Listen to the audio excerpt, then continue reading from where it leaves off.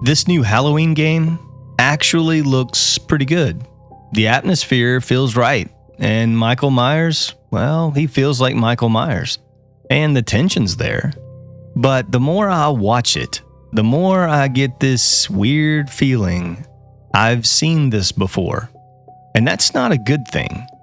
Because this game isn't just entering the horror space. It's stepping into a pattern. One that's taken out a lot of games that looked promising at first. I mean, if you've played horror games over the past few years, you already know the formula. One killer, a group of survivors, tension, teamwork, maybe escape. And it works. I mean, it really works. That's why Dead by Daylight has lasted as long as it has. It didn't just catch on, it stuck. And because it worked, everyone else started chasing it. I mean, we saw that with Friday the 13th, the game. And we saw it with the Texas Chainsaw Massacre. Big names, recognizable franchises, and a whole lot of hype. And for a moment, it looked like they were going to make it.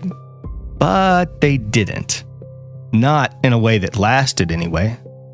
And you know, most people will point to obvious reasons like bugs, balance issues, lack of content. And sure, those things matter, I guess. But I don't think that's the real problem. I mean, not fully. Because to me, the real problem is they were trying to succeed by doing what already worked. They weren't building something distinct. They were building something familiar. And that's where this new Halloween game is standing right now. Because on the one hand, it has everything going for it. An iconic character, a built-in audience, and a proven formula.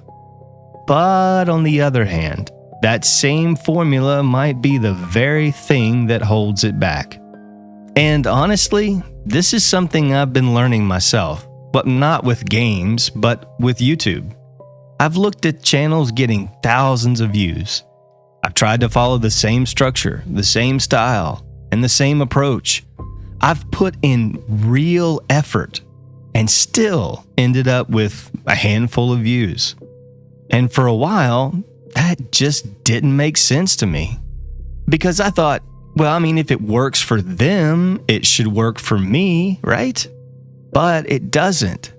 Because what works for someone else is usually tied to who they are. And that's the exact situation this game is walking into. Because, I mean, let's be honest, just because something works doesn't mean it works twice. When something succeeds, it's not just about mechanics. It's about timing and identity and how it made people feel. You can copy the structure, but you can't copy the connection. And when you try, you end up chasing something that's already been claimed. And this isn't just a gaming thing. You see this everywhere. People trying to follow the same path, use the same formula, repeat what worked for someone else, thinking it will give them the same result. But it doesn't. Because success doesn't come from copying something that worked. It comes from becoming something that can't be replaced.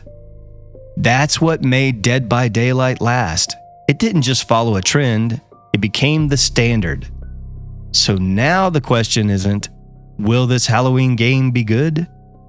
The real question is, will it be itself? Because if it tries to be another version of something we already have, well, I mean, yeah, people might play it for a while. They might even enjoy it. But eventually, they'll go back to what they know. Not because the game has failed, but because it never gave people a reason to stay. And that's the trap, not just for this game, but for anything trying to succeed. If you want something to last, you can't follow what works. You have to become something people wouldn't want to lose. I've been learning that the hard way lately, and I might talk more about that soon. But for now, that's all I got for you today. Well, thanks for spending a few minutes with me, and I'll see you in the next one.